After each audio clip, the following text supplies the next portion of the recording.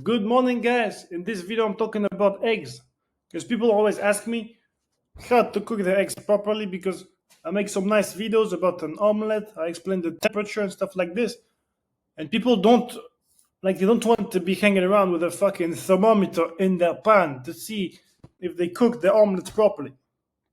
So, I'm going to talk in this video about how you can make sure that your eggs are cooked properly without being a geek with a fucking thermometer. Because my omelette is always runny, and I never use the fucking thermometer for an omelette. So, I've put a nice picture of eggs around here. We have a poached egg, some scrambled eggs. My dog is fucking begging for food.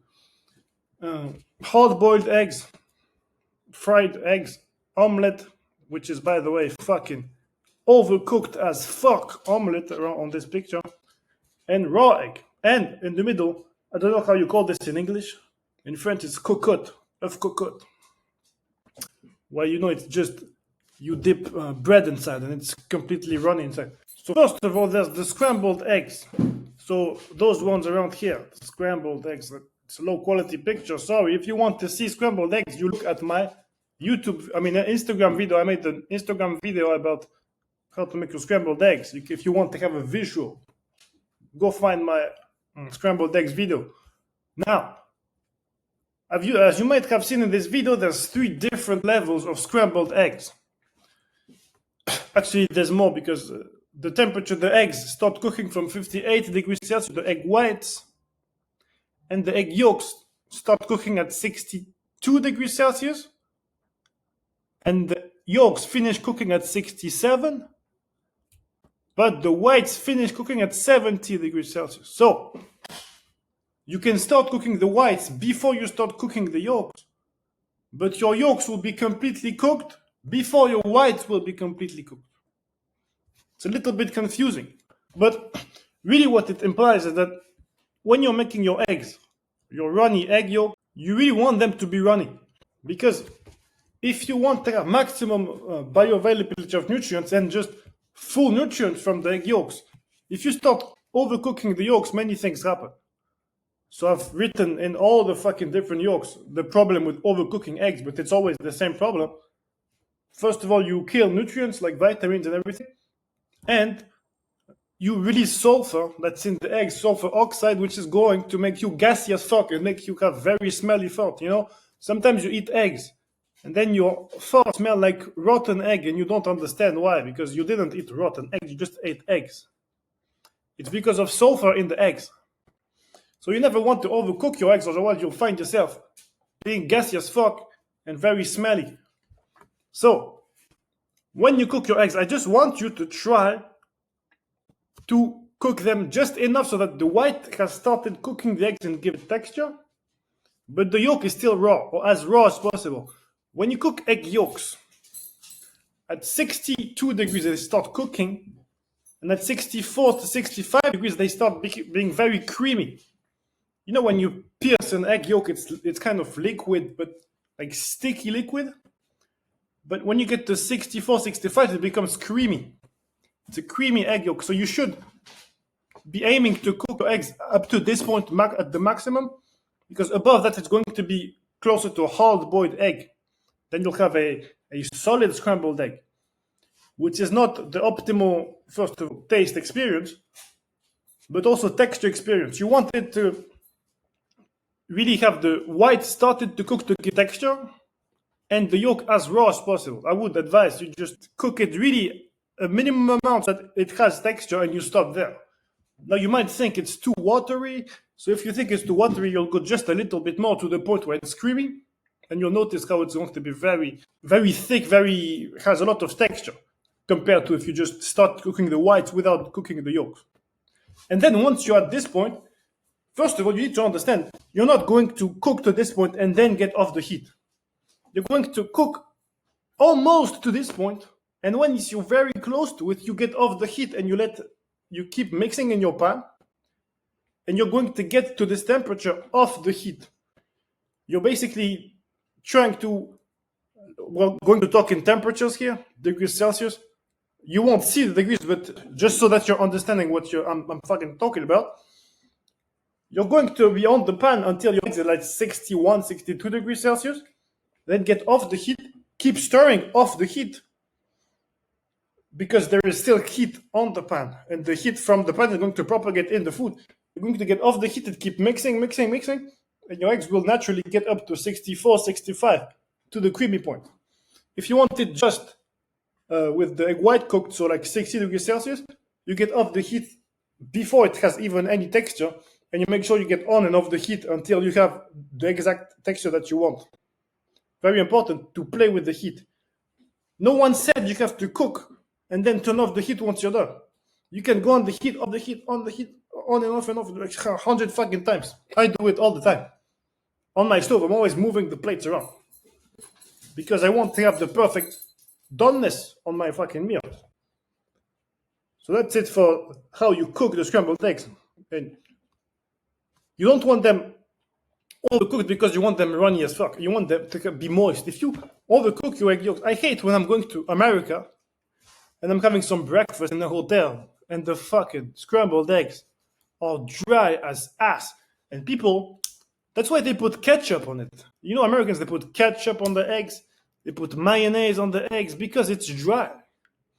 If they were cooking it properly and it wasn't dry, they wouldn't need to put ketchup on it. But it's so dry and unedible by itself when it's overcooked that you just want to add some spicy sauce, some ketchup to give it, like, to make it swallowable, you know? So you should never have your eggs completely cooked. By the way, if you want to tell me, oh, but it's not safe, most bacteria, 99% of bacteria will die by 55 degrees Celsius. 50 fucking 5. So by the time you start cooking the egg white, you're at 58, you already pasteurized your eggs. You know, pasteurization in Europe is at 55 degrees Celsius. It's only in the US that you do it at 70 degrees Celsius because you don't care about health. I mean, Americans don't care about health. So don't be scared of fucking microbes because you're going to kill 99% of them by 55 degrees Celsius. And then if you're going to just make it creamy, going to 65 degrees Celsius. And you don't just magically stop killing bacteria after 55. You're going to keep killing more and more bacteria as you get higher and higher in temperature. So by 55, you're going to have killed 99.99% of the bacteria already.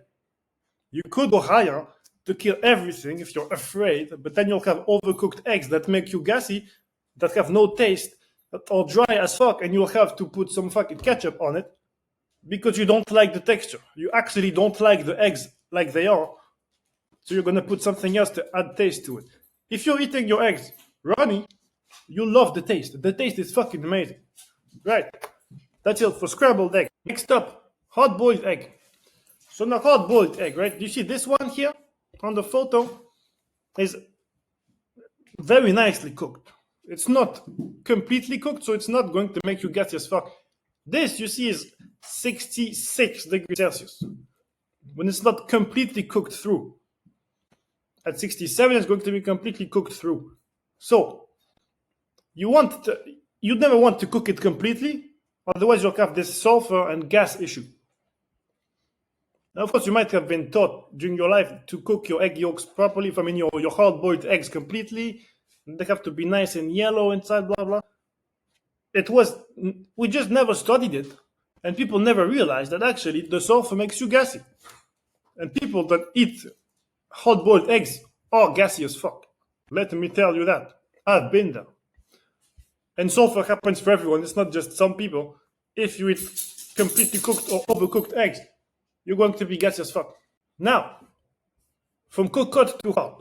That's what hard-boiled eggs is. Well, this is hard-boiled, but the cooked egg, is the beginning of hard-boiled. You're going to cook it the same way, just less time. So to get the cooked egg, you need to cook it from 2 minutes 30 to 3 minutes 30. So depending on if your eggs are in the fridge or if you're outside. By the way, if you're American, they wash the eggs, so you have to keep them in the fridge. But naturally, in Europe and in all sane places, you can leave your eggs outside unless they're in the refrigerator in the supermarket. Then you have to keep them refrigerated. But in the supermarket, you might notice they're never in the fridge in Europe. So it tells you that you actually can keep them outside, because eggs, when they lay eggs, I mean chicken, when they lay eggs, they leave the eggs outside for a month, 2 months, and you can still eat them. So you want your eggs outside, and if your eggs are outside, then 2 minutes 30 might be enough to cook them completely. But you could aim for 3 minutes to be safe, to have it. It's not going to be hard boiled at all. You're just going to have maybe a little outside layer of the yolk that's starting to cook, instead of having it completely runny. Now, some people want the yolk creamy in this kind of egg, in which case, you might cook it 4 minutes. But the traditional French method of cooking the cocotte is 3 minutes, right? So from hard-boiled egg to, cocotte to hard-boiled egg, really it's a matter of how you like your yolk. If you want to remove the shell and be able to move it around, then you're going to have to cook it at least 4 or 5 minutes. Otherwise, the membrane around the egg is going to stick to the egg, and you won't manage to remove it without breaking the egg. I actually tried it on my hard-boiled eggs video on Instagram. Still, you can go check it out. I'm going to put the links in the description. I'm going to post this video on my course, but also on YouTube, so that you have a preview of what can be seen on my course, what kind of videos you'll find on my course. So on YouTube, you'll have the links to the Instagram videos. Maybe on the course as well. Makes sense. Anyway, I tried it on my Instagram to cook eggs at like 3 minutes, 4 minutes, 5 minutes, 6 minutes, and at 4 minutes, my egg still broke. It's from 5 minutes that it started like keeping its structure. Now, from 5 minutes, you'll have an œuf mollet. Mollet is when it's solid, you can move it around, but the inside is completely raw. And that's how they fucking post it on Instagram when they want to make aesthetics pictures with avocado toast and a runny egg. It's an œuf mollet. They always overcook it, but an œuf mollet, the traditional timing is 5 minutes 30. 5 minutes 30 for an egg mollet that, by the way, you have to then cool down in cold water if you want to stop the cooking process, because as you might have seen in my previous cooking, when I mean cooking, I mean heating up things, video in the course, heat propagates. It's a thing that propagates just like a virus. It slowly comes in and adapts everywhere. Heat averages out in a product. So if your egg has started cooking and then you have a nice, perfectly cooked white and the yolk still runny inside, completely runny, the heat from the white is still going to penetrate in. So you have to cool down your egg in cold water for the cold water to absorb the heat. For the heat to escape into the cold water, so that the average temperature remains colder than the actual temperature of the egg. Do you understand what I mean by this? Heat transfer thermodynamics is really the heat trying to equalize in different densities of matter. The egg white and the water, by the way, water is a great way to propagate heat, which is why it's very nice to cool it down in icy water, because it's going to extract the heat as fast as you can. So if you want to stop cooking your eggs fast, 5 minutes 30, you'll have a perfect egg mollet, which is cooked on the outside, raw on the inside. You put it in cold water with ice. You actually don't have to put the ice, right? But just it's going to be faster. And it's going to stop the cooking for the process much more efficiently if you do it with ice. But honestly, you can do it with this cold water. If it's winter, your tap water is cold. It's enough to cool down your fucking product. When I was working in restaurants, I would get my ass beaten for not putting ice. But truthfully, sometimes it's not fucking necessary. When you're like cooling down 2 eggs, you don't need to get a fucking kilogram of ice to cool down 2 fucking eggs. You just put them in a big bowl of cold water and it's fine. Alright? Anyway, that's just me yapping about my cooking career, but anyway. Then you have the 6 minute mark is going to be a stage where it's your white is cooked and the yolk has started becoming creamy, which is what you might want in your egg. I don't know. You do what you want. And then if you cook them up to 8 minutes, 9 minutes, they'll look like this. I say 8 minutes, 9 minutes because it depends on the size of your egg and if they were in the fridge. So depending on the size of your eggs, you might want to try it. You get one out at 8 minutes, you get one out at 9 minutes. You see the difference. That's it for hard-boiled eggs. If you want them to be completely cooked for some reason because you don't listen to me, you don't listen to the fact that it's going to make you gassy, then 10 minutes. 10 minutes to 11 minutes for it to be completely homogeneously yellow. What you can do is take them out at 10 minutes, leave them outside for like a minute, 2 minutes so that the heat propagates, and then put them in ice. Because if you ice the 10 minutes eggs, sometimes they're not completely yellow inside. I've tried it myself. The heat doesn't propagate very homogeneously fast enough if you cool them down straight away. But 10 minutes, 11 minutes for completely homogeneous eggs. But then if you leave them for 15 minutes, you're one of those people who puts the egg in water, leaves, and come back like 20 minutes later, you'll notice the outside of your egg is completely fucking gray of the egg yolk. The white is white and cooked, and the yolk might be yellow inside, but it's completely gray around it. That's the sulfur oxide. You literally damaged it so much that it's out on the shell, you can see it. This is what makes you have rotten egg smell when you fart. So, first of all, when you get them hard-boiled, you're going to have your farts that smell like egg. But if your fucking egg looks green on the outside, you're going to have rotten eggs smelling farts. Something you need to know. Never leave your eggs unattended. Put the timer on your phone, it's not fucking hard. 10 minutes if you're afraid of liquid. 10 minutes is always enough. Otherwise, and for 6 minutes if you're like running, sit like this. Or you can do 3 minutes, but with 3 minutes you have to eat them with a spoon or something. Because you have to keep them in the shell, otherwise it's going to break apart and stuff. Understood? Alright. Then you have the poached egg. So the poached egg is when you have a pot of water and you break the egg into the water. It's this egg right here which looks completely destroyed. I haven't made a video about this. I could because I really will know how to make them. But what you want to do is boil the water. It's very important that you heat up the water and then you stop the boil. You don't want it to be making a lot of bubbles when you put your egg in. So you boil it so that the water comes up in temperature and then you put it on low heat. It shouldn't be boiling anymore. It shouldn't even be simmering. You boil it, you make a nice spin with the water. Then you go no heat. You make sure the spin is still going. And when you just lower it to low heat, the bubbles have stopped, going up to the surface of the water. Then you can put your egg in the middle. Some people say you should put white vinegar in the water. Unnecessary. Some people say you should put salt in the water. Unnecessary. What it comes down to is you have a nice swirl in your water. And what I've been taught in culinary school, in Cordon Bleu, very expensive school, this is an expensive lesson I'm giving you, is when you're putting your egg in, you can take a big spoon, like a big metallic spoon, and push your egg to the side of the pan for 30 seconds so that it keeps the shape of an egg. If you just leave it to swirl around, it's going to have weird arms and shit like this. Those poached eggs, sometimes they look very weird. It's because they're not kept in a specific shape. When you just twirl them around, they don't assemble in the ball, really. They just fly around with fly around in the restricted area, which is sometimes what makes it come together nicely, but realistically, it's not going to be round. So what you can do with a big round spoon, you can push it to the side end of the bowl for 30 seconds, and then you let it release into the spinner.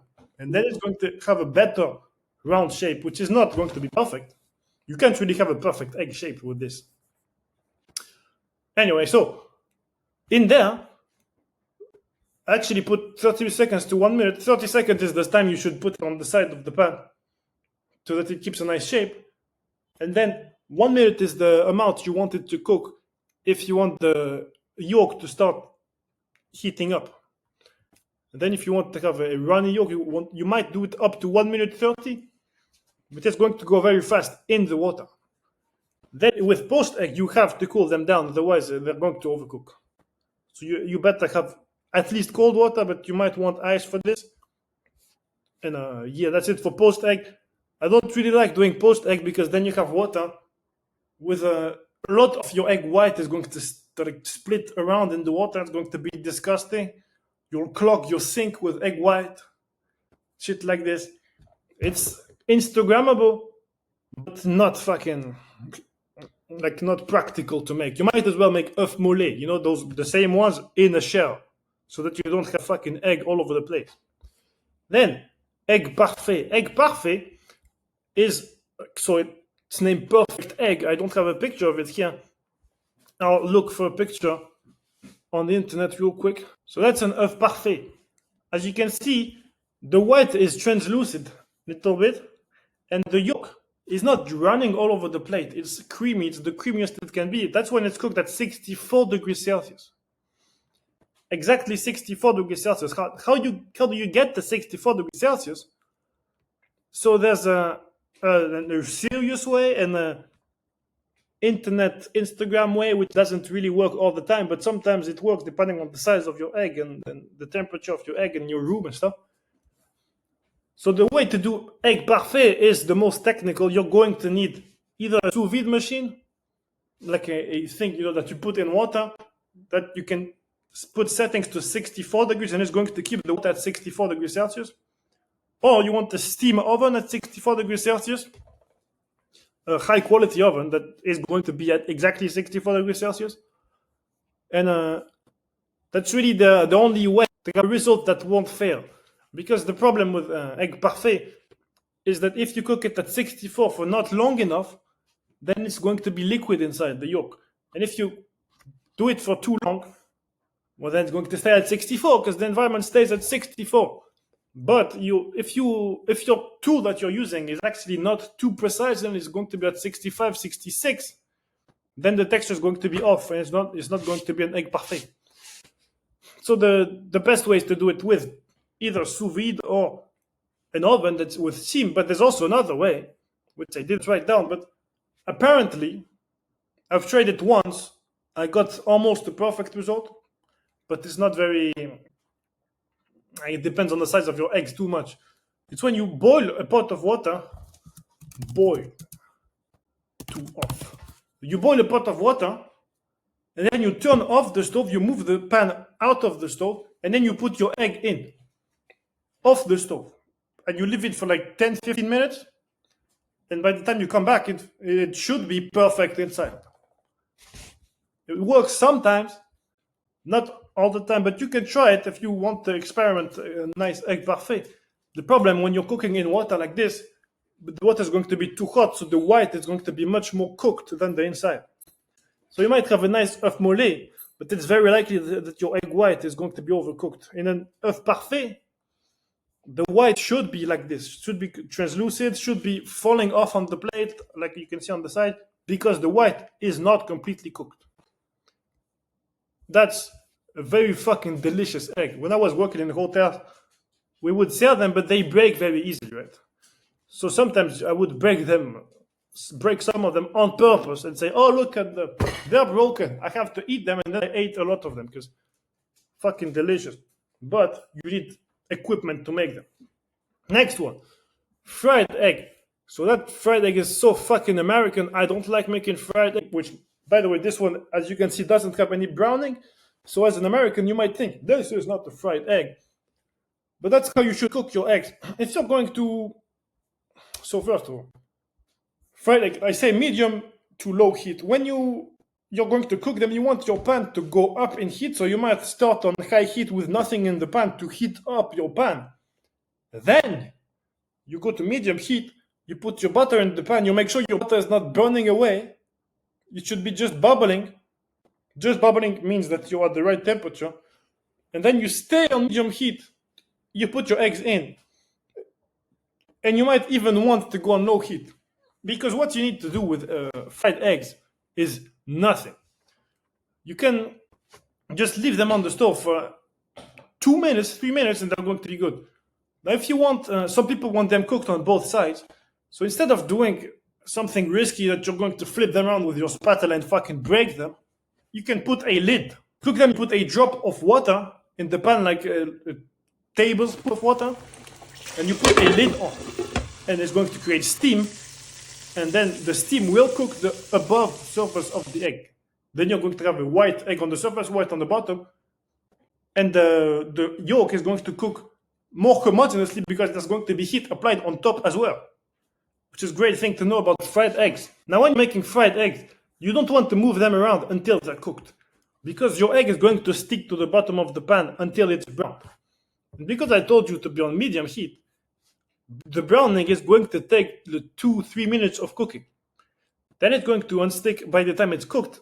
But if you try to move them around every 30 seconds, you'll break them up and have a fucking ugly ass omelette. Don't break them up. Just wait for them to cook slowly. You don't have to move them. Be on medium heat, on low heat. And they're going to be good. Don't fucking overwork your fried eggs. And so lid for homogeneous yolk. If you don't put the lid, you might have, and if you're on heat that's too high, you might have your yolk being completely cooked at the bottom and then completely runny at the top.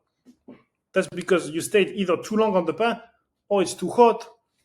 Anyway, you want it homogeneous, right? Always very homogeneously. Next, omelette. This fucking omelette here, this picture, is shit. This is American as fuck. An omelette should never be browned, because browning means that the yolk is overcooked. The browning of the egg, your egg becoming overcooked, releasing some sulfur, happens at like 85, 90 degrees. And the browning happens at 130 degrees. So if your egg is browning, you way overcooked your yolks and you're going to be gassy as fuck. Now, so how do you want your omelette? I have an omelette video on Instagram. Check it out. It's going to be in the description as well. Your omelette should always be runny as fuck. Completely runny. In the middle. Or, I mean, you can make it creamy as well. You can make it completely cooked if you want it to have, like, you're afraid of liquids, but you don't want to cook it completely. It should always be runny or creamy. Same as the scrambled eggs here. The omelette and the scrambled eggs is the same thing, except the omelette has an omelette shape. So what's the difference? Is that when you're scrambling eggs, you're going to mix all the time, but when you're doing an omelette, you're going to mix at the beginning and then leave it so that the egg that's in contact with the pan at the bottom keeps cooking everywhere nicely, homogeneously, so that you have a nice like shield kind of at the bottom of the egg that you can then flip over and you're going to have this nice soft structure. But this needs to happen on low heat. You need to, like, you can heat up your pan pretty hot to start with, but then you have to be on medium-low heat to let your egg cook completely and have a homogeneous egg all over without being brown. Because the thing with omelette, you have to have a nice layer of cooked egg at the bottom, but not browning it.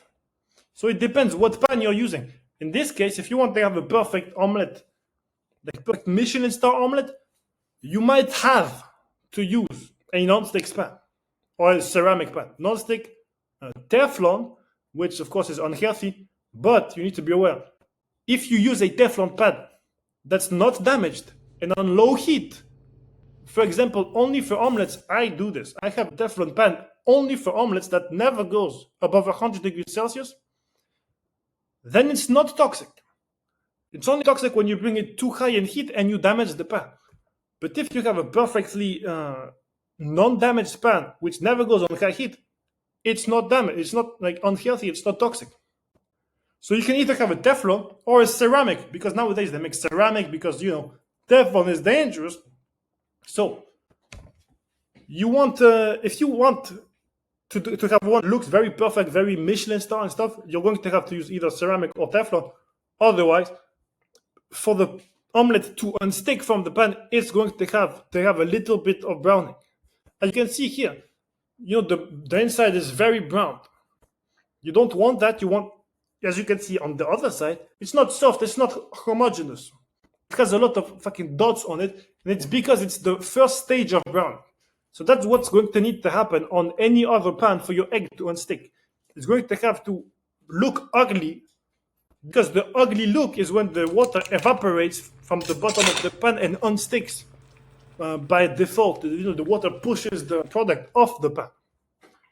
So if you want to have a nice omelette on a non-stick pan, it's easy, but on a how would it call, a stainless steel, or a cast iron, it's going to have to be a little bit overcooked, which is why I recommend if you just buy a ceramic pan or Teflon, but just if you buy Teflon, make sure that it's only for omelets and only for low temperature cooking.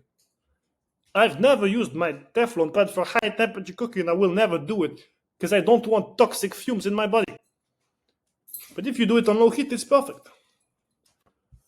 What else did I write? Creamy yolk. Yeah, you want it creamy because you don't want it to make you gassy.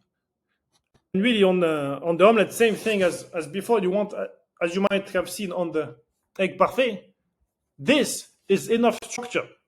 As you can see, the egg holds its shape at 64 degrees, which tells you 64 degrees Celsius is enough for an omelette. And actually, 63 would also be enough because even if the yolk was runny, the white would still give structure. So, in an omelette, you want the yolk to be as raw as possible. You want it to be as creamy as possible, and the minimum amount of structure that you need is the bottom layer that's against the pan everywhere to be cooked enough so that there's structure all over. As you can see in this Japanese omelette, it's cooked just enough on the outside to be solid, but the inside is completely runny. It's actually much lower than the outside, which is why it's so runny, and it actually has some raw egg on the inside, which is nice. Don't hesitate to try raw egg.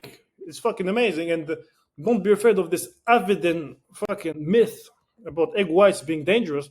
It's not, because the amount of avidin that's inside is infinitesimally fucking small. Is this a word in English? Infinitesimal? Extremely small. And you're going to have to eat hundreds of eggs before you have issues. And I mean hundreds in a couple of days, right? If you eat 5 to 10 eggs a day, you're fine.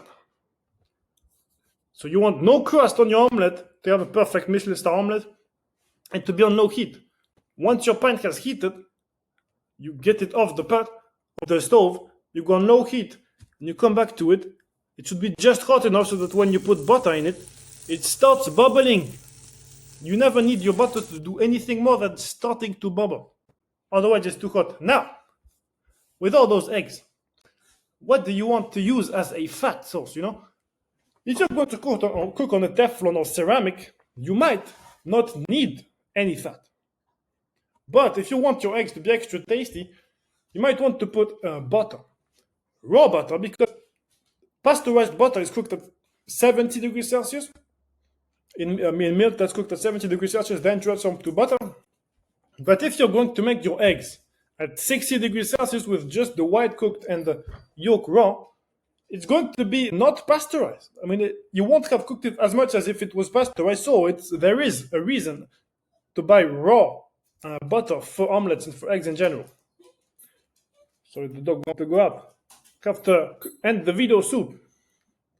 Then you might want for different types of cooking, scrambled eggs, you can use olive oil, because on scrambled eggs you're going to keep mixing all the time, and it won't have time to overcook at the bottom. What the thing that's dangerous with fats, if you have a stainless steel pan and you put your olive oil in, you might notice once you get above 90 degrees to 100 degrees Celsius, 100 is when water transforms into steam, then your olive oil goes from green to dark yellow. Like, it becomes ugly. It loses the color.